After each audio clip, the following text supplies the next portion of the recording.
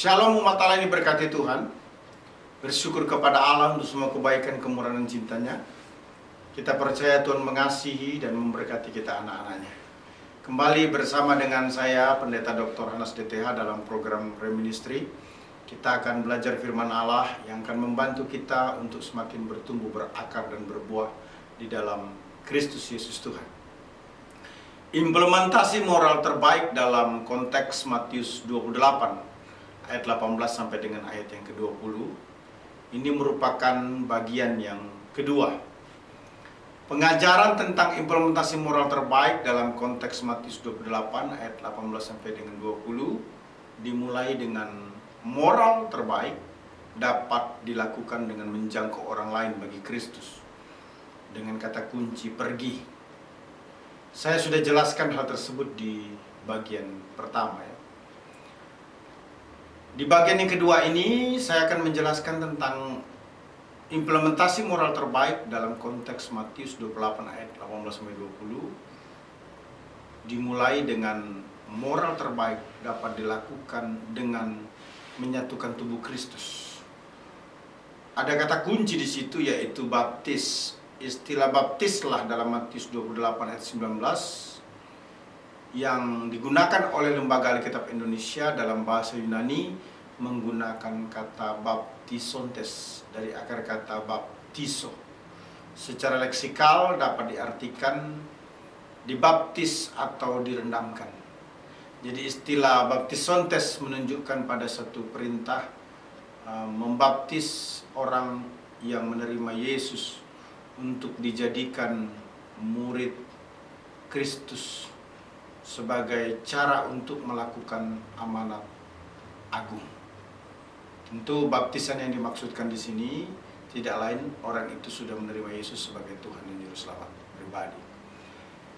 Istilah baptisontes ini merupakan bentuk verb participle atau imperative sense, present active nominative maskulin, orang kedua jamak.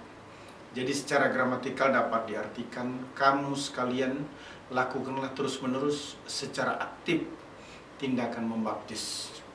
Baptisan harus dilakukan dengan mengarah kepada pribadi tertentu, yakni Yesus. Hal lain yang meneguhkan istilah tou di ayat 19 dan Yesus di ayat 18 memiliki bentuk yang sama, yakni maskulin singular. Nah, penggunaan istilah baptiso dalam baptisan Kristen itu dicontohkan oleh Yesus. Sekalipun baptisan yang ditujukan kepada Yesus tidak menunjukkan dirinya berdosa. Baptisan Kristen merupakan perintah Allah dilakukan dengan iman dalam nama Bapa, Anak, dan Roh Kudus. Baptisan berkaitan dengan hidup kekal yang menyatakan bahwa setiap orang yang dibaptis hanyalah orang-orang yang telah mengalami pendamaian dengan Allah melalui kematian Kristus. Baptisan merupakan tanda keikutsertaan di dalam kematian dan kebangkitan Kristus yang mendorong perubahan hidup, yakni menjadi ciptaan baru. Perhatikan Yohanes 3 ayat yang kelima. Jawab Yesus, aku berkata kepadamu, sesungguhnya jika seseorang tidak dilahirkan dari air dan roh, ia tidak dapat masuk ke dalam kerajaan Allah. Hal yang serupa juga dinyatakan dalam Titus 3 ayat yang kelima. Pada waktu itu dia telah menyelamatkan kita, bukan karena perbuatan baik yang telah kita lakukan, tetapi karena rahmat-Nya oleh permandian kelahiran kembali dan oleh pembaharuan yang dikerjakan oleh Roh Kudus. Jadi ciptaan baru atau born again itu merupakan tindakan yang diambil setelah seseorang menerima Yesus. Terjadi satu perubahan hidup dari hari ke hari yang merupakan sesuatu yang harus diupayakan di dalam Kristus. Jadi terima Yesus atau lahir baru adalah langkah awal perubahan hidup yang terlihat dari waktu ke waktu merupakan upaya yang dilakukan secara terus-menerus. Baptisan merupakan keputusan selanjutnya. setelah seseorang menerima Yesus secara pribadi. Baptisan harus dilakukan dalam nama Yesus yang merupakan pemilik dari setiap orang yang dibaptis. Baptisan menjadi kesaksian bahwa seseorang telah menjadi milik Yesus dan berkomitmen untuk bertumbuh secara rohani melalui persekutuan gereja lokal, sehingga dapat menampilkan moral terbaik seperti yang Yesus Kristus inginkan. Baptisan menjadikan setiap orang percaya disatukan dalam tubuh Kristus, di mana Kristus menjadi kepala atau pemimpinnya. Umat Allah yang diberkati Tuhan, implementasi moral terbaik dalam konteks Matius 28 ayat 18 sampai dengan 20 di bagian kedua ini dimulai dengan moral terbaik dapat dilakukan dengan menyatukan tubuh Kristus. Kemudian yang kedua adalah moral terbaik dapat dilakukan dengan mendewasakan umatnya. Kata kuncinya adalah ajar.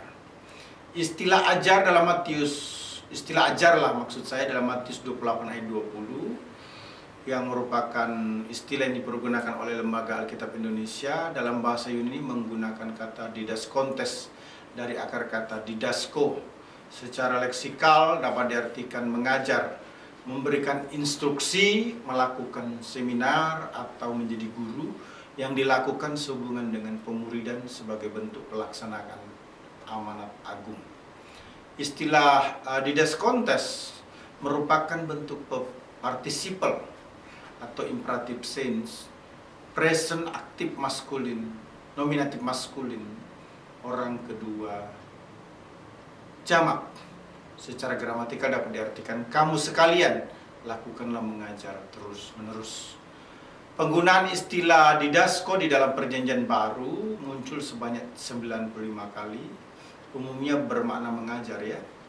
Berdasarkan sejarah, ada 3 makna penggunaan istilah didaskein dalam Perjanjian Baru yang merupakan istilah similar dengan didasko.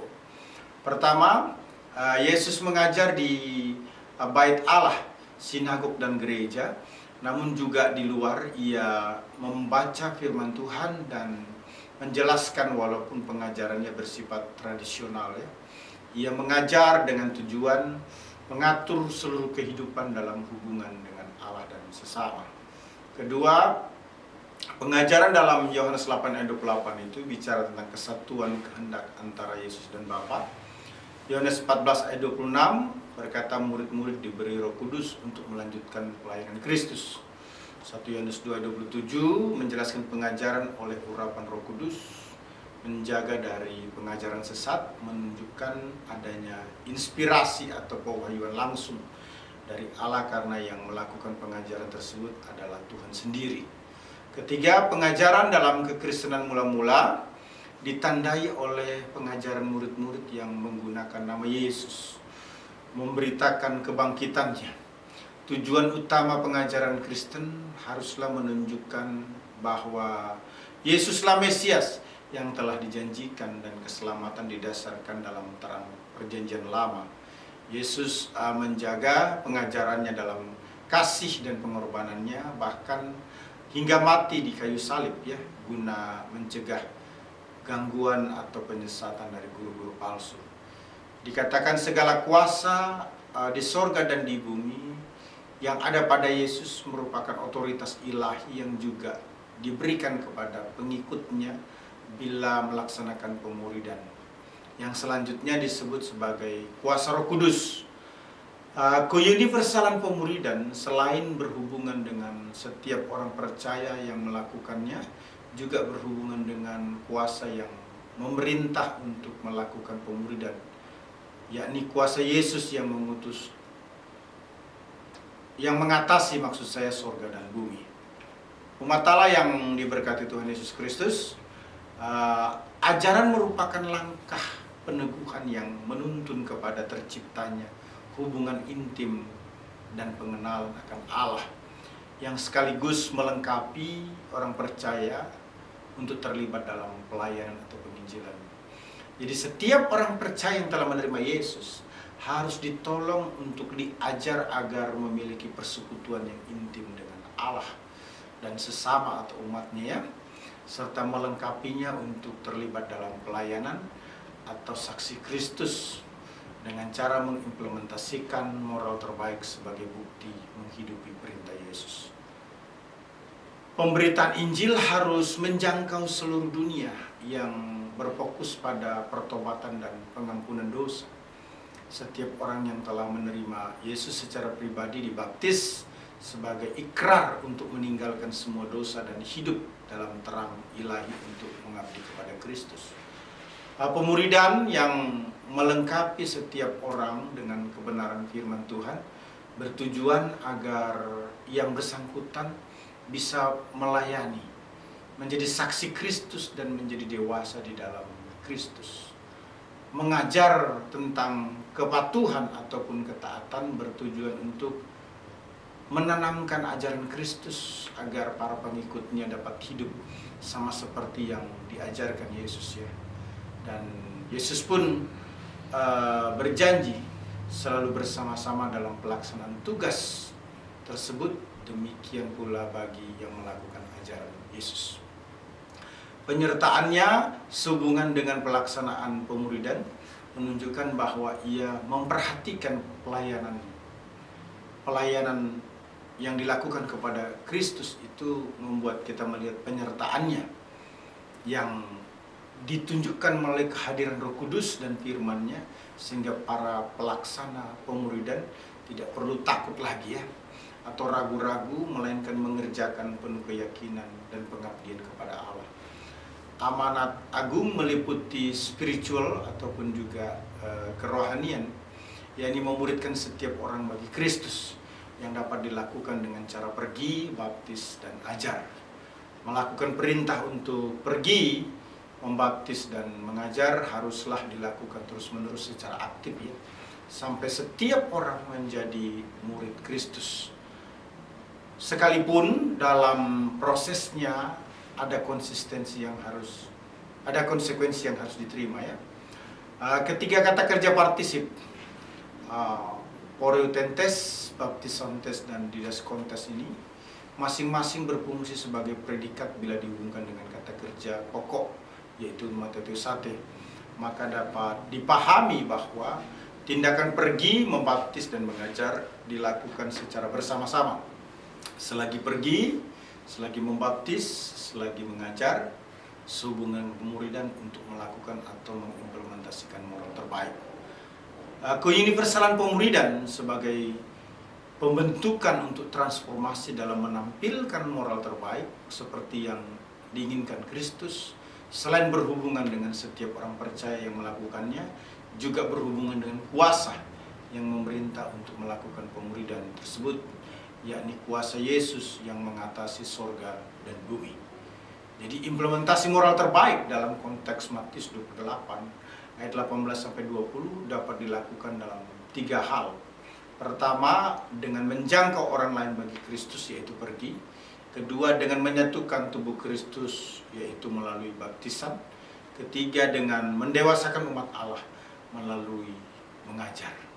Saya percaya ini membuat kita paham kehendak Allah dan diberkatilah kita yang melakukan. Immanuel,